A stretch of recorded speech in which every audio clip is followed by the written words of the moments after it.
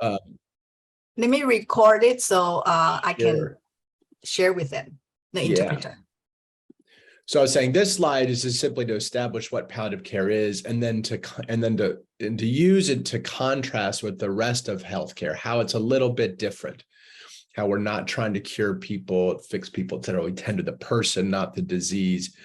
And so this slide is just artwork to sort of say how American healthcare for the last 150 years has gone a certain direction, where the person is sort of left out. They're asleep. They're there to house their disease. And the rest are simple prompts that sort of basic, like I say, basic tenets that come up in this work again and again. One is the pursuit of healing instead of curing. This idea of being whole, of feeling complete, feeling enough, however you are, as a better goal than fixing or curing. This slide is simply just to make space for the world beyond language. Just, advanced directives and communication all focus on the word so much, but a lot of the things that we're talking about, there aren't really good words for it. And so you have to read the body. You have to think beyond the intellect and the word choice. And of course, this comes up across culture and across language too. Aesthetics, this is simply a nod furthering this idea about the body, that we humans have bodies, and bodies feel things. And a lot of the ways we appreciate life is through the senses, through our perceptions.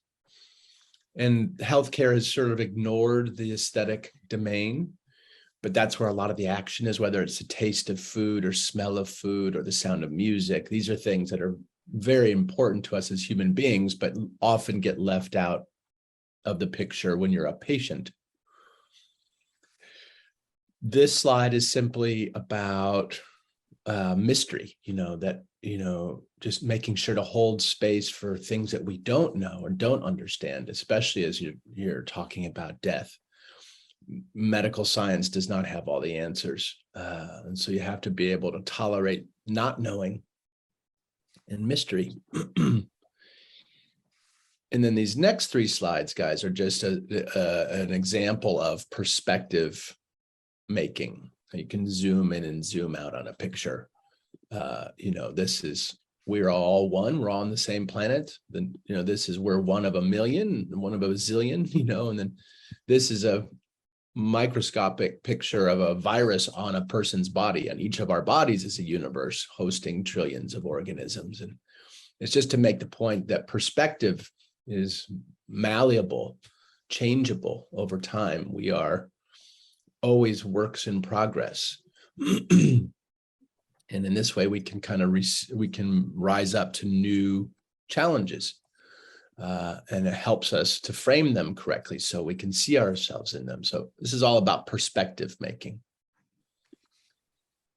And this is another slide just to say so much of the good work comes from when we see each other, when we witness each other, hear each other, but stop shy of judging each other all the time. So this is meant to a note to us to pay attention to our differences and our similarities, but to stop shy of evaluating them, saying something's better or worse. This is the power of impossibility, simply the idea that some things just can't happen in any one life. Perhaps anything's possible over the course of time, over the course of many people. But in my life, there's certain things I'm just not going to get to do. And illness and death presents us with this finiteness of possibilities in one's life. And that's okay. And in fact, if you let it be, sometimes there's relief. I've been in many situations with patients, if they didn't have any more treatment options, well, it was sad, but they could yield to that. They could come to terms with that. But if I start giving them, well, you could try this, you could try that, and maybe it'll work, then you start getting caught in this loop of maybe, and you waste a lot of time. So some things that are actually impossible, we should give them the dignity of treating them as impossible. This is just the idea that we need everybody needs somebody. No one's independent. We human beings always need each other. And there's no shame in that. So this is to sort of undermine the idea that happens with dependency and disability. This is a slide just to nod to, sometimes our job seems like it's to make life less difficult. But sometimes if we're doing our work well, whether we're professionals or family members or just human beings, even when you're going through hard things, they can also become a source of wonder and amazement. And suffering and joy are related to each other, not separate from each other. This is just to make a nod for grief, that it's very normal for human beings to be very sad, to be bereft, to feel out of sorts for months and years after losing someone. That's normal. That's healthy. That's good. That's where we metabolize our losses, and that's where we learn to appreciate what we still have. And then this is a final slide, is just a piece of art. It's about making space for death in life, essentially. And I'll go through I'll interpret this for the audience, but that's what this is about. And that's it. That's it, huh? Yeah. Does that make sense, guys? It does make sense. I'm so glad you spent the time explain to three of us, because this is very philosophical. It's 5 hours talk in detail. Yeah. Yeah. Yeah. Well, we can change it up too. I know we want to get to practical things, but oftentimes what happens is the philosophical stuff sets the tone, and then the questions is where the practical things are. But we can change it up too, guys. No, don't change it. This is perfect, but the thing is, we probably still want to see some talk related to people like us, ordinary lay people, but love to learn about your experience. What do you learn from everything up to now became a palliative care doctor? So those words in and out, like I mentioned earlier with the email about the book, some words really touching me, even just a very one statement, simple statement. Yeah. So we will share the explanation right now with our interpreter. It's good for them to prepare ahead of time, because that's it can be a little bit challenging. I don't know. They are excellent, but always better if they know a little bit the content. Yes, I understand. Yeah. How about Jia? You have anything you like to ask or say? Yeah, I think that's fine. But if we can get the information beforehand, so maybe I can do some translation after BJ's done. So will we be able to get the what you just show us? What's that, Jia? Do you a copy of the slides? Yeah. Sure. Yeah. Yeah. Yeah, we will send it out. No worry. We will send. We already have the slides and also translate already. to Chinese, but it's just there are only very few words. Yeah. Yeah, I think it's important because, like we mentioned when we first met, I mentioned about Chinese. A lot of us are very have a concrete thinking. So the new information came in there, it will be a little bit hard, particularly for our seniors to process. So with your humor, with your real story and tips, that can help out most of us to understand better with your intent to have this slide. I think it's very valuable. I love it. And then that lead us for our potential next year's project. Hopefully we'll be able to find other grant. We'll be able to do more work with this continuation with the team who we have right now. So I think that's a great beginning of introduce to the Chinese community. Yeah. Great. Well, guys, should I try to steer my comment? Should I leave my comments for the talk as they are, like we just discussed, and then let the questions get to the practical things, or should I try to amend or change any of the talk itself? I personally think the talk is great, but if at the beginning you can say it more with your feeling like the interview you had with Jia Yu and the TED. As long as it's something new, because I think the majority, maybe 90% at least, they all watch the TED show. So that part, we don't need to have repeat the same words, but there's some feeling there is including the book and other interview. It's wonderful. So people can hear something different beyond that. Yeah. Yeah. Well, maybe I'll kick off the talk by just sort of starting a little bit with just referencing well, that's a question, Sandy. Should I reference my personal story, or at this point, the audience understands that from the TED Talk? What do you think, Jia Yu? I think you can still mention a little bit about it, because just for the people who don't know yet, or who forget. And then also I forgot. Also, maybe you can if you encounter some Chinese patients, or if you notice some different culture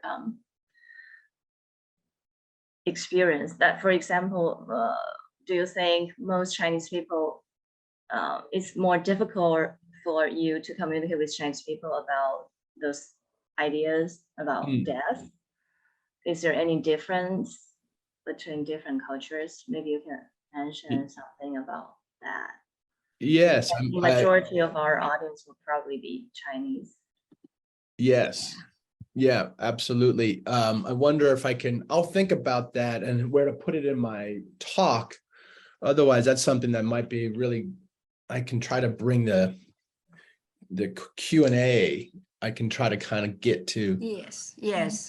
And And then I think that beginning opening is critical, because we want everybody to see you as a real Dr. Miller in real person, and not just the PowerPoint, because that's what people want to know you a little bit more. Which it's just a few seconds, people can see, oh, that's a real BJ. And people will have lots of questions, and for you to answer at that time, you'll be able to share.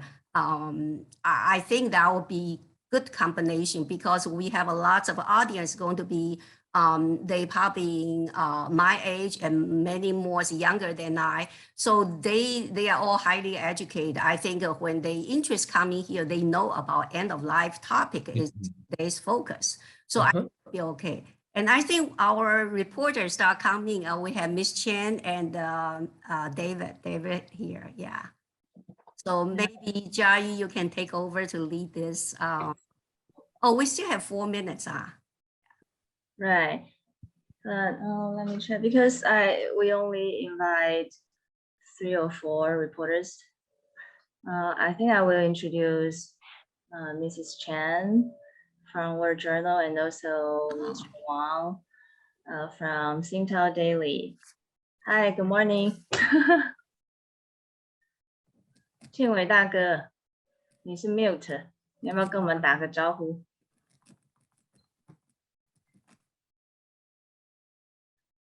Hi, David. Good morning. 可能还没进来，进来了，但是可能人去忙了。Yeah. 因为还有3分钟 ，we still have 3 minutes. Okay. 这个世界日报的记者我没有见过。Yeah， 我好像还没有见过哦。所以今天 Richard 没有来。对 ，Richard 他很早就跟我说他休假。Got it。麻烦您要不要打开上头啊？我们大家自我介绍一下。那是陈硕佳是吗？你好。I think they haven't totally ready yet. We need to put the makeup on, okay? I'm gonna go get a glass of water, guys. I'll be right back. Okay.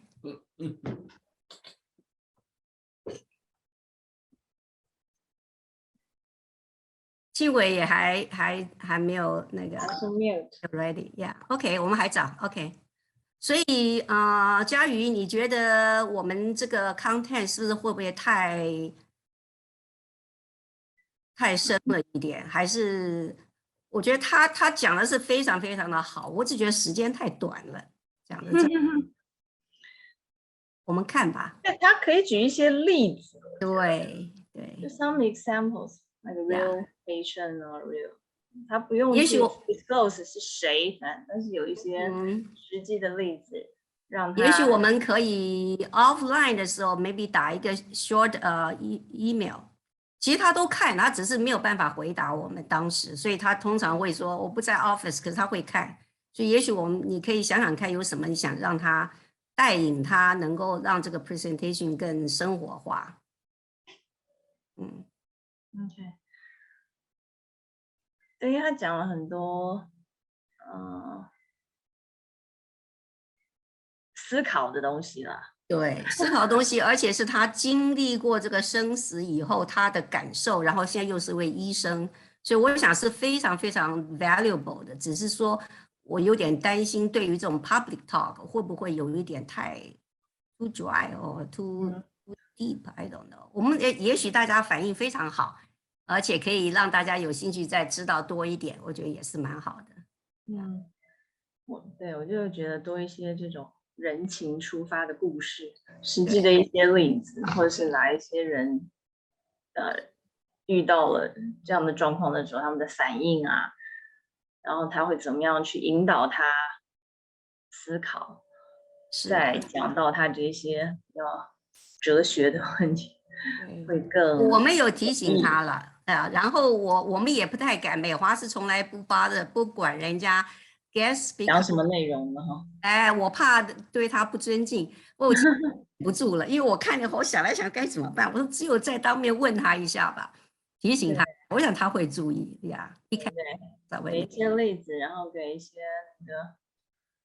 尤其是如果他有一些华人的病人的话，是华人在面对生死问题上，是不是跟其他的文化或种族有什么不一样的地方，或特别的地方？好的，我们特别害怕讨论这个问题。It's very true. It's very true. Yeah. BJ, Jia just mentioned that with Chinese community, particularly with the seniors and the patients in general, they're afraid to talk about the real elephant. Okay. So how you'll be able to let people share that, maybe your personal experience working with not only Chinese, any Asia would be Asian would be good. Or just I think I will do the same. Jia also, we all will. I think I will have people to look into the book because book have so many practical tips there. The other one I like. You use a very simple layperson languages here, easy to read. With your partner author, I think it's a very good one, but we just couldn't say hardly much at all. But let's let them know it's there. Yeah. Okay. Yeah. And I can certainly say something about how difficult it is to discuss death in general. And, yes. And how I struggle with it too. And oftentimes you end up talking about death. One of the best ways to talk about death is you talk about life and you talk about the things that matter. I mean, I guess that's a question, Sandy. Would it be helpful for me to share tips of how to talk about how to get into this subject? Well, like the card game. Do we want to reference the card game? I think the tips will be wonderful. I saw Shirley is nodding the head. Yeah, definitely those practical things will be good. And just mention, we probably would like to get started because David from Xingdao, he have problem with the sound. So both of them. Really, huh? Both of them. Yeah, both of them. So what we will do is Jia Yu will do the interpreter will they will write it down in chat room, and then they can ask you a question, and maybe Jia Yu can lead us. Jing is here. Jing from the News for Chinese. 老中新闻，对。你好。嗨，你好。对不起，还没有把这个拿下来。你好。好久不见，金，你好。很好，嘿，你好。Okay, we're gonna go ahead. 对，应该都到了。来，嘉瑜。首先谢谢各位记者、同业、前辈后进，谢谢你们来参加今天的记者会。我只有邀请非常小规模的，就是湾区主要的华文媒体来参加今天的记者会。可能你们可以看到啊，就是今年美华慈心关怀联盟的这个年会的主讲嘉宾 Dr. BJ Miller 就在现场，所以你们等一下有任何的问题都可以提出来。那我知道硕嘉跟庆伟大哥没有办法发言，然后也没办法露脸，但是你们可以就在这个 chat 的地方把你们的问题提出来，我可以帮你们问 BJ。So I'm just letting them know what we're going to do today, and also I'd like to introduce to BJ our reporters. We have Jing Ho from 老中新闻网。嗨， leading online news organization. And also we have Qing Wei Dage, David Wang, Mr. David Wang from Singtao USA, Singtao Daily. And we have Sandy Chen from World Journal. Those are two leading newspapers in the Bay Area, Chinese newspapers. So, but David and Sandy, they cannot they have some problem with their video and audio, but they can hear and see us. Okay. That's fine. Well, nice to First meet of all, everybody. Yeah, please. I will introduce Dr. BJ Miller a little bit. 他是在读普林斯顿大学的时候，然后遭遇了一场意外，非常非常严重的意外。那你们如果有机会看到他的这个 TED Talk 的话，他在里面有做分享。那虽然那时候捡回一条命，可是他就失去了他的一只手跟双腿。那后来他也转换了他的主修的科目啊，后来就成为一名安宁关怀、安宁疗护的医生。那帮助了非常多面对死亡命这个课题的病人。那他当然从自己的经验里面也有很深刻的体会，所以这些都非常的他也非常乐意分享。那这一次的年会呢，非常的荣幸，美华慈心关怀联盟就邀请到 Dr. BJ Miller 当我们的主讲嘉宾，所以他在年会上面呢也会有非常精彩的分享。这次年会其实主要的主题当然就是跟美华慈心关怀联盟一直以来的主题是一样的，就是我们尤其上了年纪之后啊，我发现我越来越就会问这个问题，就是凡人终有一死面对这个不得不经历的历程的时候，我们常常会问说，那人生到底什么最重要呢？所以这个就是 Dr. BJ Miller 这一次也会跟我们分享的主题。Now let's have BJ have a few remarks to our reporters, to our media. Well, hello, everybody. It's nice to meet you. So you have a little bit of background on me.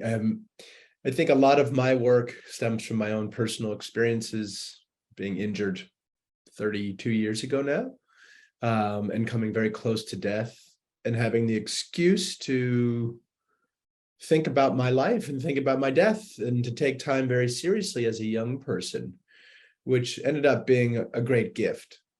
And I have since kind of pursued a career in medicine, specifically in hospice and palliative medicine, to work with other people who are dealing with situations that they can't change, that they may wish were different, but they have to, but they can't change it. So I love dealing with people with serious illness. I love people towards the end of life. And the reason why I say I love working with folks in these situations is because that's where life feels its most precious, is when you have sense of it being that you could lose it at any moment, is one of the ways to really love life. So I'm on a mission to basically love reality and to help other people do the same thing.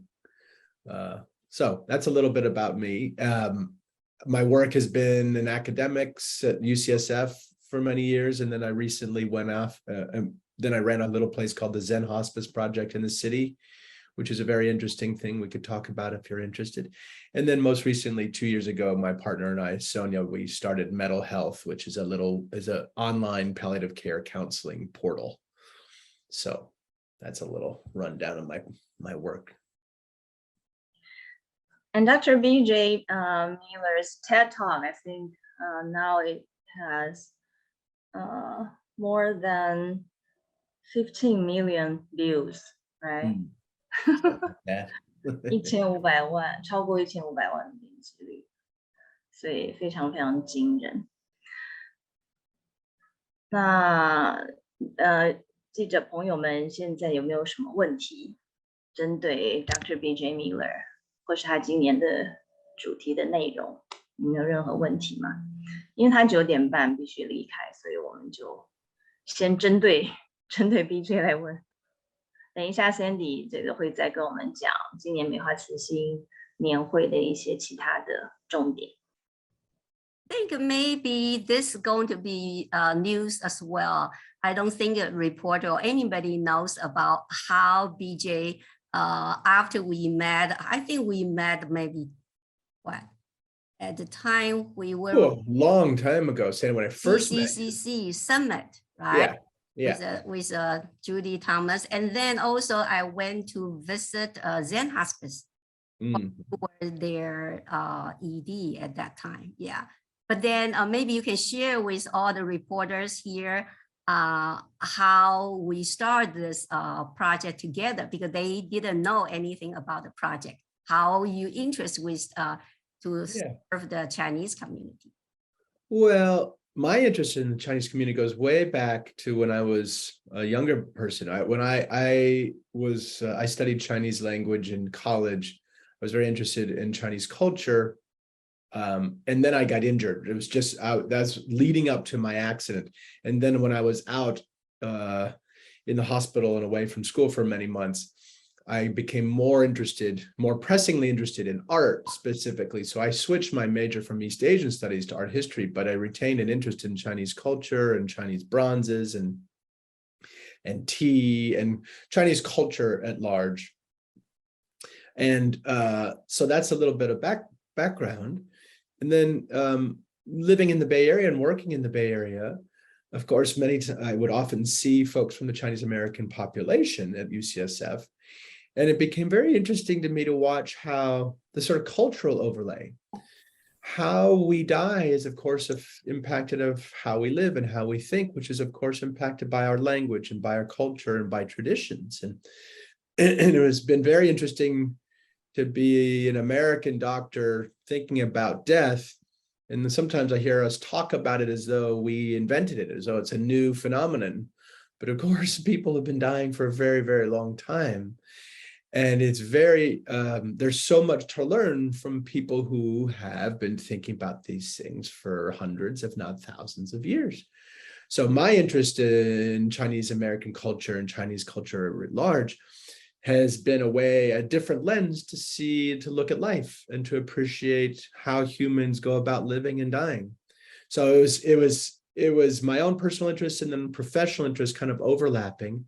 And the Stupsky Foundation, we approached them and we were able to get a grant to work with Sandy and her crew here to come up with some education materials, some videos, so that we can begin to, as you might say, cross-pollinate and work across our organizations and across cultures to learn from each other. And the idea that maybe we could all have a slightly better deaths, less painful deaths, if we think about these things, if we talk about these things, if we actually dare to be curious about these things. There's a lot to learn from each other. So that's the impetus behind this project.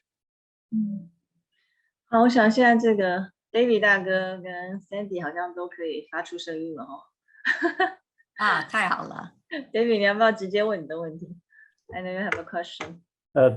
I have a question. It's about what's your point of view? I mean, your perspective about the life before and after. I mean, is there any difference on the totally you see the life as it is or as it will be? That's my question. David, can you say that last sentence again? Something I didn't follow that last sentence. Okay, how you see the life before or the after in the future, how you perspect the future life? Do you What's the mean difference before the between? incident or before he became a doctor? Or because this question is after, I ask BJ if there's after, are you believing in afterlife, life after death? You believe there's, Gotcha. Yeah, or, yeah. that's how I take your question. David, I am agnostic. I was raised Episcopalian and with some basic ideas, Christian ideas of a heaven or a hell, a sense, some version of an afterlife like that. Never really grabbed me. And as I got older, I took from the church things like lessons like forgiveness and love and the golden rule, but I left the church per se. And my own feelings as I've gotten older and worked with many, many people at the end of life, I have to say, I have seen nothing that tells me that there's an afterlife and nothing that tells me there is not. And I think it's just a matter of us embracing the mystery and working with things that we can't know, that we can't prove. But I will say for an agnostic person, there's plenty of proof of immortality around us on the emotional plane. So if I think about the people who have moved me emotionally, who have long since died, those emotions are still active. If I think about lessons I've learned from people who have died before me, those lessons are still active. That's a kind of a life. When I think about what happens to a body, just scientifically, as it decays, as energy transfers, that's a kind of immortality. So even when you start, even with my agnostic overview, if you start looking at these things, you can see proof of life continuing beyond our bodily life all the time. And if there's nothing more than that, David, that's plenty fascinating for me. That's plenty thrilling for me. And one of the things that helps me do is, if I can't be assured that I, BJ Miller, will live on after this death, well, maybe it's better that I think about life besides BJ Miller. You know, death of my body is one of the things that helps me in coming to terms with my finite lifespan, is that life outside of me will go on. And that used to be something of an offensive thought. You know, it was about me.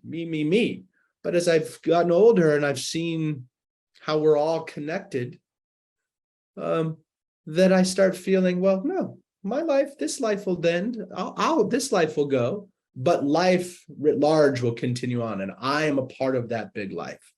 And so in these ways, I have kind of felt my way to a version of immortality that's much more practical and provable. If there's anything more than that, well, we'll find out. That'll be thrilling. Does that make sense, David? Great, thank you. Sure. 还有其他的问题吗？Jin 的英文很好，你可以自己问。Yes, hi, 谢谢。Yes, Dr. Miller, this is Jean from News for Chinese. And something you said before really piqued my interest. You said that you loved working with dying people. Mm-hmm. And the reason for that is because you found that particular block of time being the most precious because it's almost coming to an end.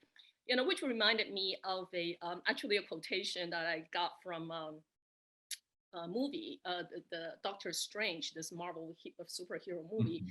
His mentor actually told him that death is what gives life meaning, knowing that your days are numbered. You know, that stuck with me really, really good. Now, the reason I said this is because when you say you loved working with dying people, I am interested to know, can you give me a little more of an elaboration? How does that work? Because I have a niece who recently became a registered nurse. She got a license. She's currently working in the oncology department in a hospital, you know, dealing with terminally ill patients on a daily basis. And her mother just told me yesterday that this child, 23-year-old young nurse, she's suffering certain level of trauma from dealing with all these, you know, quite depressing scenery. Yeah. So maybe something I can gain from you that I can share with her to help her out, so as far as Sure. not taking it personally, or how do you love dying people? Mhm. Yeah, thank you. Sure, Jean, thank you for your question. And I mean, a couple different ways to talk about it. One is sort of like, practically speaking, for all of us, whether we're caregiving or care receiving, professionals, lay people, whatever else. My co-author, Shoshana Berger, and I wrote this book, A Beginner's Guide to the End. And in there are a lot of practical information about how to prepare oneself for the end of life, how to work with other people who are closer to death than you. So there's some practical things we could talk about, Jean, advanced directives, all sorts of things, taking your time seriously. So there's that avenue. But I think perhaps for the young nurse that you're describing, from a professional point of view, when you choose a health profession, you're choosing a kind of a distortion. You're choosing to spend inordinate amount of time around people who are suffering, who are either ill or dying. And that's, that can be a very big load. And as I say, I love working with dying people. Well, I can also get burned out, and I can get overwhelmed, and I can get overloaded, and I can get very sad if I can't keep up with the sort of tonnage, the volume of people who need care and support. So the nod to the young nurse, part of the answer to this question is realizing that no matter what you do, it's going to be hard, and that your job, this is why you're being paid. This is why you're the professional. This is why this is a service. And it's incumbent on you, and the sooner we begin, the better, to take care of ourselves and all this. So we could talk about sort of self-care in the midst of death and dying. That's another kind of avenue. But I think maybe I'll back up and answer it a little bit more like, if some people go into healthcare, and they would tell me, because they don't want to deal with dying people, they want to deal with, it's about life, not about death. I hear a version of that a lot. And my refrain very often is, tell me, what is it possible to separate life from death? I love life. My interest in death is because I love life. I don't love death per se. I love it because it's part of life, and I love life. So if you find your way to, whether it's a philosophy or spirituality that allows life and death to commingle, not to be at odds with each other. In healthcare, it feels like you're fighting death to protect life. And so that's what puts you at war all day long as a provider. And it's so I would push her to find her own sense of her own philosophy, her own approach to reality, where suffering and death are a part of the picture, where they're not abnormalities pulling her out of her thread, where that's normal life. So part of it is preparing her mind and her emotional state to see life and death commingling. So when I say I love life, I mean, when I love dying people, it's because they teach me things. It's because there's a permissiveness around the end of life. If time is very short, well, you might as well say that thing, or you might as well ask for that thing. There can be a permissiveness around the end of life. There's so much suffering that happens because we don't talk about it. So people feel lonely or feel like they're a loser for dying. So as a provider, you can go so much farther with people by just showing a little bit of openness and kindness to someone who everyone else is ignoring. And there's something about my statement about loving dying people is because I know that they're not very well loved otherwise. I know, I look around and I watch society alienate people, isolate people, not think about things, not look at things. And if you're one of those things that no one's thinking about or looking at, it gets very, very lonely. And dying, this thing that we all do, every living thing that's ever been, whether you're Chinese, whether you're French, whether it is such a bond. And yet, because we don't look at it, because we don't talk about it, it ends up being this thing that pulls us apart. And so that's why having conversations like these, where it doesn't need to be so alien and so scary, is also part of the picture here. That's a long-winded answer to your question, Jean, but somewhere in there are a handful of answers for you. I think I get it. I get it. The commingling idea is Yeah. it's part Yeah. of it. Yeah. Yeah. And then also that's one of the main reason we were so fortunate to have a BJ come and give a talk, introduce the Chinese community, because I know BJ as a very straightforward, honest, and then very positive person, and with a lot of humor there. And that with a palliative care doctor is even more precious, because many people say for the dying person, the best thing to do is not do something, is be with them. And for a doctor, a palliative doctor, able to really know what I really want at my deathbed, think about how comforting it is, how supportive it is. We just want the Chinese community knows it's not just only for Dr. Miller, it's for every palliative care team. They all have that mentality, that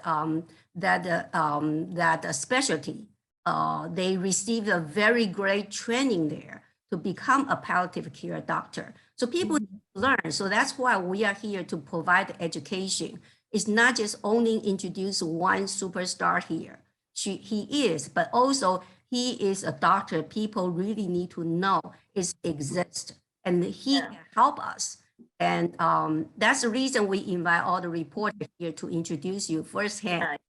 Yeah, Sandy, we have 6 minutes for VJ. So Sandy from Word Journal has another question. So she's asking, how do you think about people who are planning to commit suicide? How do I think of such people? Oh, yeah, that's another big question. And a personal one too. All of these, the subject matter is impossible to not be personal, because I lost my sister to suicide 20 years ago. So it is even though we all die, etc. Actively choosing one's death does feel importantly different. I think all our language, we always presuppose that death, no one wants death. At best, you have to kind of accommodate it, like we were saying earlier, because it's part of life. Okay, it's part of the deal. I have to deal with it. But in fact, that's not really true. Many people, maybe most people at some point over the course of their lives will find themselves, if not curious about death, actively wanting to die. Now, that is not an uncommon thought. So one is to just name it like we're doing here, to take out some of the stigma. There's no shame in that. So that's one point. The second point is, if I'm as a physician, or even just as a human being, if people approach me and want to talk openly about hastening their death, participating in their own dying, we have aid in dying laws in California since 2016, and another dozen states have such laws in the books where if you have a terminal illness, and you have 6 months or less to live, you can elect to take medication to hasten your own death. We used to call this physician-assisted suicide. We took the suicide word out because it's too loaded. It's too harsh. It seems too, when we say commit suicide, it's like committing murder. So we took the word suicide out and called it medical aid in dying. So we're very clunky on this. If you're someone who's dying soon anyway, then we can say, oh, well, you have the right, and I will give you the medicine to end your own life. But if you're not dying soon and don't have a terminal illness, that feels very different. We call that suicide. We call that mental illness. Then it's alarm bells go off around depression, etc. So as a medical person, when someone comes to me, I first have to learn about the person. Is this in the frame of context of depression? Is it the context of they're dying soon anyway, and they want some modicum of control? So not all people requesting to hasten their death are treated equally. Some need help. Some, it's a cry for help. And the last thing you want to do is help them die. But some people, it's actually a very thoughtful decision, not a matter of depression. And in this state, that's legal. You can choose to end your own life. And I've been part of many situations where people have done that. And with enough conversation and clarity, it can actually be pretty beautiful. It can be someone's sort of final statement. And then they can name the conditions of their death, the music playing, who they want around, the time of day, these kinds of things. Those sort of become possible when you kind of corral control around your own death. So there's a lot in there. There's a lot to discuss, and not all requests to hasten death are equal. But I will say not all requests to hasten one's death are pathological either. I think it's a pretty normal thing to want to die sometimes. Okay, thank you very much. It's 9:28. I think BJ have passed away. I gotta bounce and go talk to patients. But we have any last thoughts or last questions or anything? Give a shorter answer to? I just want to use this opportunity to introduce another host for our August 20th event, Jeannie Wang, because she only can speak English, little bit Chinese. So it'd be great if she can join us the first part. So BJ, Jeannie, and all our wonderful reporter from World Journal, Soja and Xingdao, David Wang, and then News for Chinese, Jing Ho.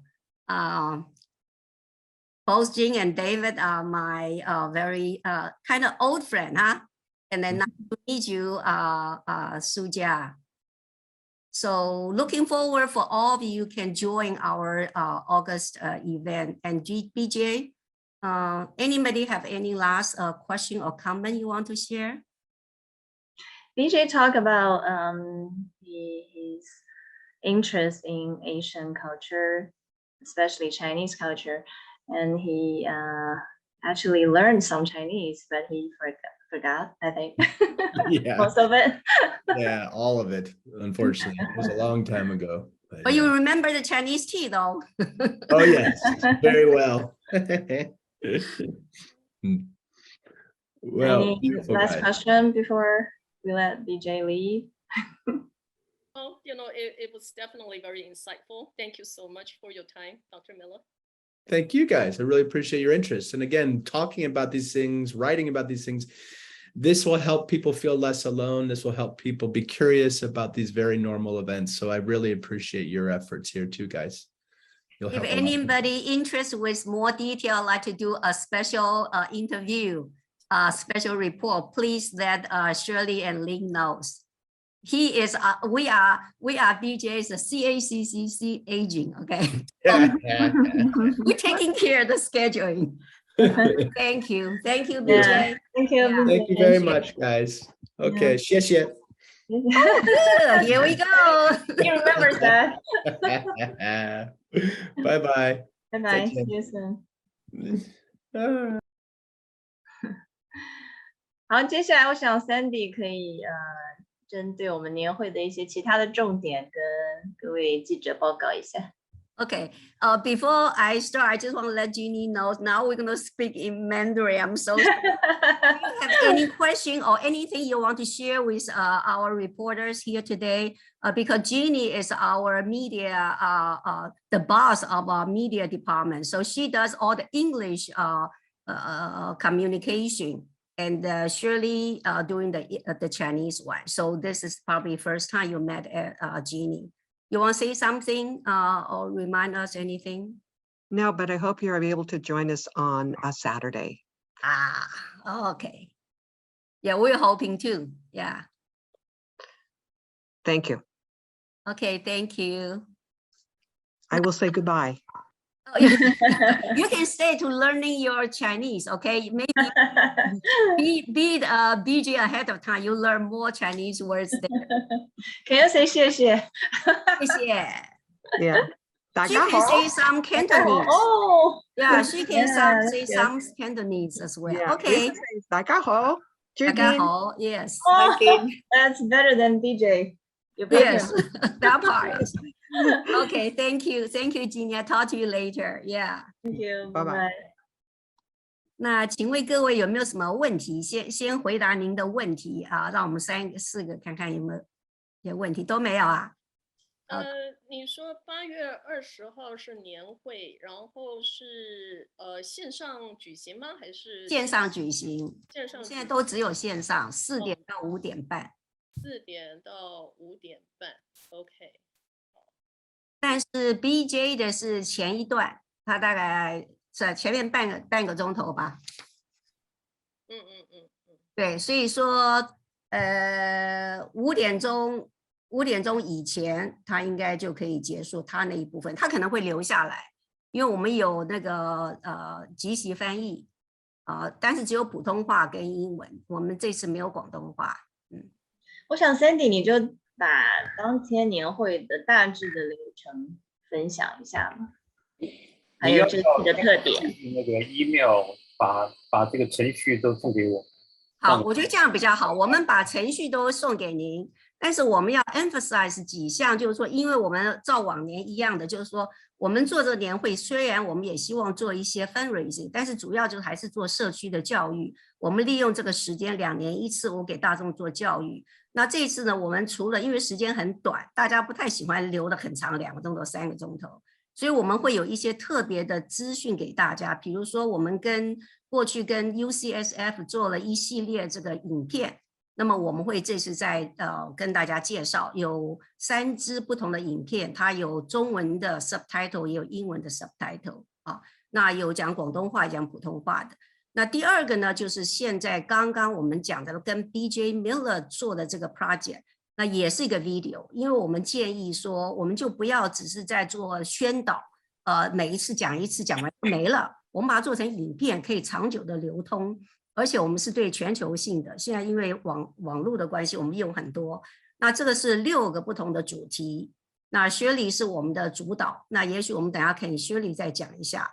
那最后一个就是我们的 mindful project。那这个正念的这个自我照顾，是我想跟 Jean 讲，我刚刚 text 了你一个这个短讯，就那个的 chat， 就是说，医疗人员的自我照顾是非常非常非常重要的，尤其是我们华人，而且是护理人员，几乎95%以上都是女性。那女性在这个 self care 里面是最差的，就是在全世界做了一些统计。发觉不是中国人，而是从台湾来的女性，我们对于自我照顾的百分比是最低的，至少他们做研究以后发现。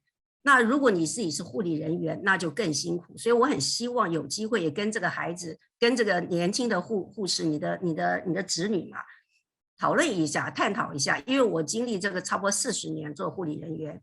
这个是一直大家都没有去注意的，非常辛苦。我们有很多故事可以分享，所以我希望我们大家能够帮这些医护人员，尤其是中国人讲中文的护理人员，非常的难得。因为大部分的我们华人的父母都希望我们去做医生，很常说你的胸有大志，希望成为一位护士，非常少，几乎没有。OK。对呀，而且他是蛮小的时候就已经很知道他的这个人生方向。哎呀，太好了！我觉得他可能在 certain level 也是有一个美化他的一个倾向吧。然后现在是毕业了，然后找到第一份工作，哎呀，才知道简直是累死他了。然后就是他那种心理的创伤，因为他离不开，就是说为什么我的病人脾气这么不好。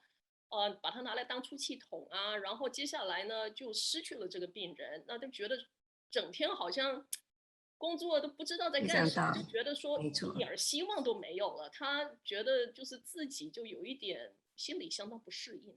我想我们一定要谈，因为我也帮过好几位孩子，都是我朋友的女儿他们都是后来成为护士，然后接受很大的创伤。有一个人从 EE毕业 UC Berkeley 毕业，然后去做护士，从 De Anza College 念起，后来也是受到创伤，后来他还是改行，虽然我努力鼓励他还是改行，后来做了兽医。那像这些东西，就是我们所听到的故事，真是会很难过，尤其他有这个初心这么好的，所以我们一定要谈。我女儿也是护士，她在 UC Davis， 我们可以分享一下，她在 Traumatic 也是经过很多自己不知道怎么自我修护的。那这其实也是一个我们记者们可以考虑到的一个真的生活中最实在的一些挑战，我们怎么去面对？到这些人他们是怎么走过来或没有走过来但是 BJ 这件事情我是觉得非常的特别，那第一，我们会把内容直接发给你们。那待会Shirley会讲一下我们的活动。那另外，我就是说我希望我们今天的媒体能够帮助我们，不光只是这一次的报道，也希望以后对于这方面的跟医疗人员的一些合作配合，还有这些资讯，我们也希望能够多多用我们美华的一些不管是教育方面或是资讯方面然后我们也因为超越了加州，现在全球上很多都有我们人去关怀我们的活动。那我们很希望有不同的地方都有这样子的美华的服务，因为太多华人受了很多不需要的辛苦。那我讲最后一句我就闭嘴，就是说我很感动的，就是说 BJ 有讲到，这是为什么我很喜欢他，就是说他经过这么多痛苦，如果你看他那本书，你就知道他所经历，这么年轻，他才20岁吧，那时候他经历那时候好像大3啊，大3念大3，对，念大3的时候，大2 19岁，19岁，他还不到20岁，对，下一年要进大3。对，所以刚才素佳，你刚刚讲的这个也是他曾经书上写过。你问他有没有经历过这个对于生命的绝望，得了这个意外，他有，他也想到过死，也想死，也想活。他就在这种挣扎中间，他体验了很多人生。所以你讲到这个自杀，他讲他姐姐的经验。那我现在要讲，就是说我最佩服他，就是说他那种正面的能量，给他自己，给他周遭的人。他把它当作他所经历的意外是一个 best gift, the great gift for her, for him。那他也说，他说我虽然是没有说一定信什么教或不信什么教，但是呢，他觉得最重要就是个人生中间，他能够他不去再看那些他没有办法改变的事情，但他要做一些他能够改变的事情。所以做这个缓和疗护医生就是他的志愿，因为他经历过这些生死。那我觉得就跟我们美华很吻合。我们美华说，我们美华的存在完全不能救人的命也不能让人家延长的这个活的时间过得更好，我们可能不行。但是我们可以做是避免一些不需要的 suffering。什么 suffering 呢？就是说你可以填写好表格，说好我要我的孩子来做什么事情，我的意愿是什么。避免很多家庭中的纠纷，他们互相埋怨、互相抱怨、互相吵架，或甚至几10年不讲话，就是因为他没有先做好这份表格。那这个就是我们可以做的事情。那我们美华也只能做这个，但是我觉得那就已经我们觉得很满意，所以我希望把这个资讯跟大家分享好，请这里其实之前已经传给记者朋友们非常详细的资料了。就是即将会有的一些活动，还有活动都有一些重点。对，其实在那个 Media Kit 里都有。我想我这边也大概再跟大家分享一下。等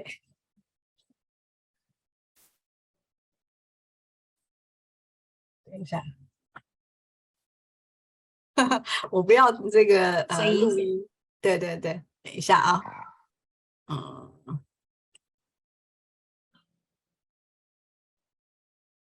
然后你们中间有什么问题就随时问。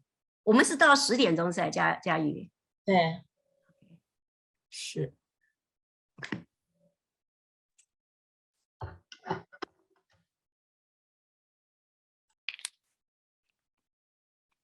我就讲一下说我们的活动哈。我们第一个活动是我们有办了一个征文比赛。那我们并不是希望说这个大家文章写得多好，但是呢，就希望能够有很多人来分享他们的一些关于死亡的经验。那有可能是亲人，有可能是病人，因为我们这个征文呢有分这个大众组跟这个医疗组。那我们收到的文章呢也来自各地有医生的，有护士的，有一般群众的。那这个是我们已经选出了这个文章，那会在我们的 program book 我们的网站上跟大家分享。那第二个呢就是这个8月20号这个活动了哈。那这个活动呢4点钟到5点半。那除了有 BJ 的演讲还有问答，那Sandy 也会跟大家分享一些讯息，然后我们会介绍我们跟 BJ 合作的这6支影片。那这个影片呢，我们还做过调查，我们给大家就是说，哎，你最想问的问题是什么？我们列了很多的问题，然后从大家的问题里头选出来，这个有关于到这个兄弟姐妹，如果家人生病，跟兄弟姐妹之间的这个怎么样照顾亲人，或者说我跟医生要怎么样来问问题。还有濒死，我们怎么知道说死亡接近？那到底是一个什么样的状况？还有这个什么时候我应该去寻求这个外界的这个服务，可能照顾家人啊或什么的。还有什么是安宁跟缓和疗护所以总共有6个问题。那我们做了6支影片。那除了 BJ 之外呢，我们还另外请了2位有一位是这个By the Bed Health 的这个 chaplain。他是还有另外一个是 Unlock 的这个 social worker， 那大家对同一个问题有什么样不同的看法？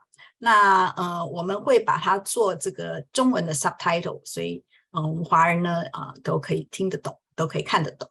好，那这个是然后在这个8月20号，我们也会介绍我们做的之前跟 UCSF 合作的3支影片。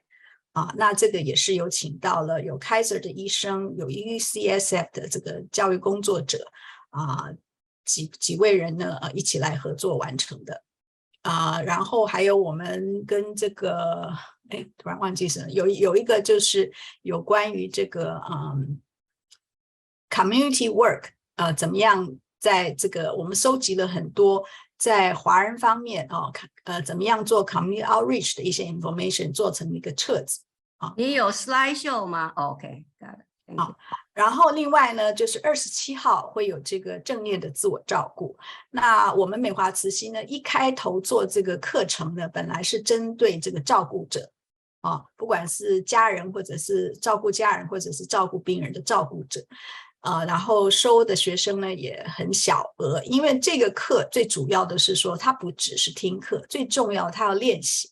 所以2个小时的一次2个小时的课程里头呢，讲课只占30分钟，但是呢1个半钟头里头都是要来做练习分享。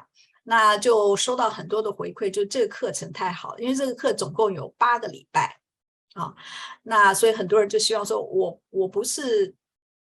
没有照顾家人，可是我很想要学习，所以我们就开放给大家。那我们现在的这个班呢是第10期了，所以一期一期的我们从2020年的8月开始总共有上了10个班了。那上过课的人大概有差不多220人左右那我们除了给他们上这个课呢，我们还有后续还会提供一些让大家能够继续的成长。那27号这堂课呢，我们就是要介绍说正念它到底是什么，它是怎么样可以帮助我们日常的生活。然后我们也邀请了一些上过课的人来做分享，然后也会在这个课里头呢给大家提供大概20分钟的一个体验，让大家来体验一下这个到底是一个什么样的课程那之后呢我们会有美华慈心的这个安心茶话屋。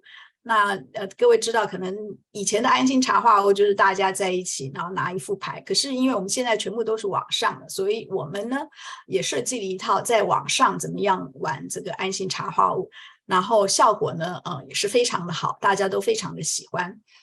我们今年2月的时候训练了一批在美国的这个 facilitator 这个安心茶花的引导员，然后之后呢又帮中国那边也要求我们给他们训练，所以我们总共训练了2批总共超过40位的这个安心茶花屋的引导员。那他们呢都是这个在医院在宁养院工作的，那他们都非常的喜欢然后9月24号呢，我们是要讲这个 Advanced Care Planning 事前疗护计划，所以我们就希望说能够有更多的人来了解什么是事前疗护计划，那这个呢是送给家人最好的礼物。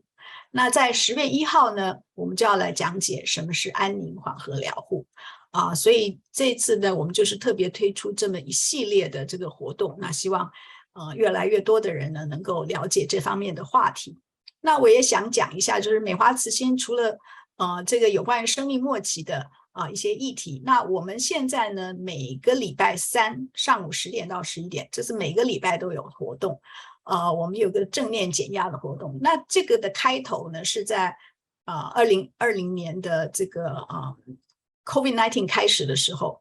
那么我们就感觉到说志工，因为那时候纽约非常的严重，所以我就想说我们能够有一个每个礼拜就是让大家练习一下正念，也是除了练习正念也想给他们一些教育的资讯，所以我们就开始了这个活动。那一开始呢20个人参加，后来呢就一直人数在一直增加，20到30、40、50、60、70、80，现在大概就是80那差不多80个人有时候different topic， 有时候可能100人就每个也有人告诉我说，这个活动让带他走过这个 COVID-19， 因为当时是非常的 depressed 那这个是我们最近2周这个不同的讲题所以这个是每个礼拜都会有的。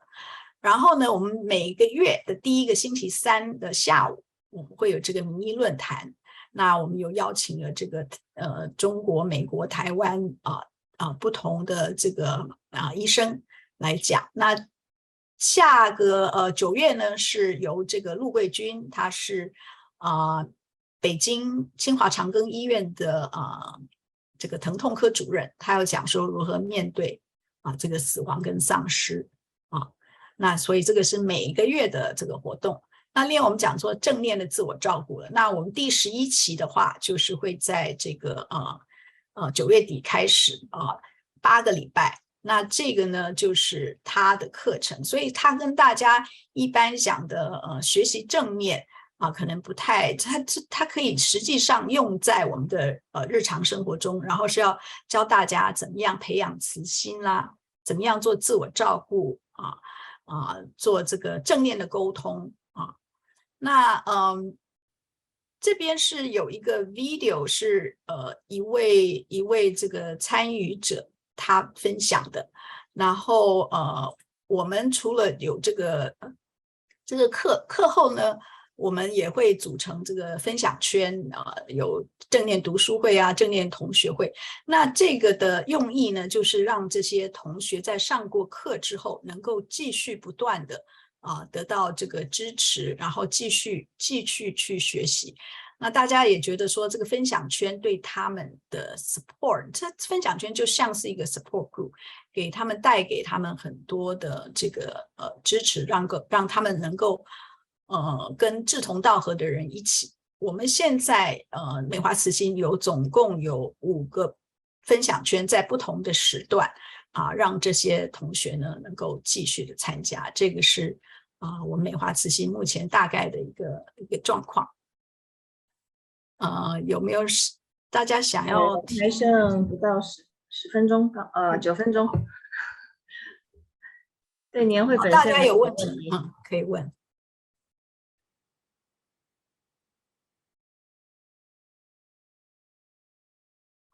这是我们第几年？第17周年，17周年。辛苦啦 ，Sandy、Shirley。我们非常高兴。第一，我们还在，证实了说每个人都会终将一死，所以我们这个死亡教育大概是没有办法停止。不然说癌症协会，我希望我们可以关门，等到没有癌症，我们就可以不需要有 ACS 了。我们美华一定要在，因为每个人都得死，没办法。所以我们是2005年成立的，在北加州，就在 Silicon Valley， 所以我的老家。好，反正如果记者没有任何问题，都可以随时的跟主要是 Shirley 联络。然后非常欢迎大家在8月20号的时候来参加。我们是在线上举行，从下午的4点到5点半。在这里诚挚的邀请各位媒体朋友们。真的谢谢大家，也希望我们能够有一些特别的专访，那就是最理想。我们因为很多人他老人家他不会上网，不太会看，那他就是靠这个报纸跟收音机来看到这个新闻，所以如果说能够帮我们做一些推广的话，我觉得这是我们想要做的。然后我们的资讯跟大家分享。对啊，尤其这一次 Sandy 你们可以请到BJ Miller 来当主讲嘉宾，真的非常非常的难得。真的很难得。因为以前就看过他的 TED Talk，然后我都不知道原来他其实现在人就是在旧金山湾区。对，然后我都对他其实对以前就对亚洲文化，然后还去学习过中文。可是他其实在就是台湾跟中国好像都没有特别请他去演讲或什么，所以这应该算是他第一次的跟华人社区的面对面的沟通。尤其我觉得他可以做一个推进，就是说我们现在也开始更加关注怎么样帮助我们不会讲中文的年轻的这一代他们呢有很多非常爱他的祖父祖母他父母也是一样，只是他只会用英文来表达。那在我们谈论生死的时候，通常又是这些孙子辈的孩子去做决定。那他对他来说是一个非常残忍的事情，他根本不知道他爷爷想要什么，他根本话都没讲到我几句平常。所以我们就利用这个茶话屋有这个 interpreter， 然后我们大家一起家庭式的玩这个安心卡，然后大家的意愿可以得到这个互相的了解。对于长辈他也很光荣，他说哎呀我的孙子做这一辈，从他18岁到现在就没跟我讲上几句话，现在可以花2个钟头时间跟我在一起，我可以表达我的想法，他们完全是非常有兴趣知道。那这种3代之间的沟通，我们想利用一个工具，那么茶话屋跟安心卡就是一个最好的方式，而且有这个引导人在旁边，他不会觉得说我儿子是不是咒我死现在跟我谈生死干嘛。那么经过一个第三者来切入，他们都是经过很好的训练的一些引导人。那我们希望用这个 BJ Miller 的方式，让一些不讲中文的孩子或年轻的一代都可以来参与，让他知道说这个真的不分任何的语言区域有的人在台湾，有人在美国，他们还是可以互相同时上线沟通。BJ Miller 也开始那个他也在使用这个安心卡这些吗？他有玩过安心卡，但他没有参加我们的茶话屋，希望有一天太忙了。by the way， 他的书籍这本书这个Beginner's Guide to the End 这本书已经被这个大陆的出版商他们非常有兴趣，他觉得他的内容很浅显易懂，然后有很多 tips， 所以他们已经把它做成中文版，但是还没有出来，还没有完成，所以我们会拿不到那个中文版，不知道他们翻译的怎么样，所以我们一直没有去大力推荐，因为有些名词名相都不太一样，所以我觉得让我们感受到华人也开始慢慢的更加注意这个生死的议题。这台湾也没出吗？中文版？台湾没有，我在鼓励雷淑云翻这一本，他但是呢，大家都好忙，对呀，他就觉得如果大陆有的话，他们翻得好，他就不需要做。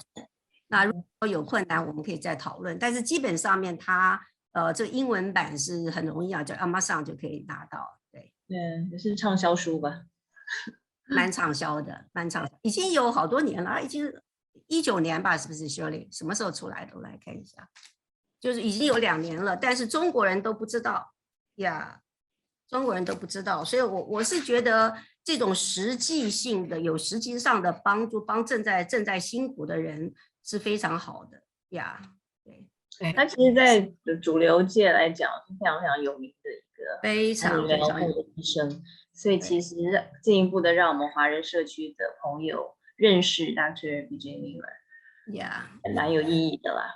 我想很多人都看过他的 TED Talk， 然后这次可以见到本人来我们的线上的年会。对呀，我觉得这就是缘分吧，这缘分。我们这个几次的一起做工作，一起同事，然后现在又有这个 Stopsky Foundation， 让他真心而愿意帮我们做呀。他的 partner 也对他刚才有提到嘛，他以前有一个禅的这个工作室 Zen Husbands， 好像 David 是不是去过？不太记得。我们有一位 reporter 曾经参加过，那个 Zen Hospice 在旧金山非常了不起一个单位，他们就是完全接收一些街民游民，或者是说这个被家人抛弃的，或自己是单身的，面对生死，有时候在桥下捡来的，就让他住在他那个房，这房是人家捐的。那他的名字叫 Zen Hospice， 它是由日本禅宗他们创办，然后就加了一个这样子的一个让人家住的地方，安宁疗护。他呢就做过几年这个 Zen 的那个执行长，那我们也这样子，也是中间有一些接触。非常感动，你看他那个设置，那些家里设置好的不得了，那非常感动。我有很多故事可以分享，可是不是他因为钱的关系，他只有把它关掉，因为他没有办法付这些护士啊、照顾的人啊、医生等等。不好意思，讲起来打扰一下，那个我得走了，因为我10点还有一个 Zoom。我的那个 contact list 其实是在你们的那个 email， 就是那个就是不断的会发讯息。还有那个 schedule 的那个 email， 所以我会就是特别注意一下这一些活动的时间性，然后呢，我在广播电台上也会就是稍微做一下这个promotion， 跟大家报告一下。所以呢，很高兴，也很感谢邀请来参加这个会议。不过我现在得走了，不好意思。好，谢谢。我们时间，其实我们的时间也到了，我也10点有另外一场会议。对，大家都忙，非常感谢。好，谢谢。你们2位如果还有问题可以留下来。OK， 好，拜拜。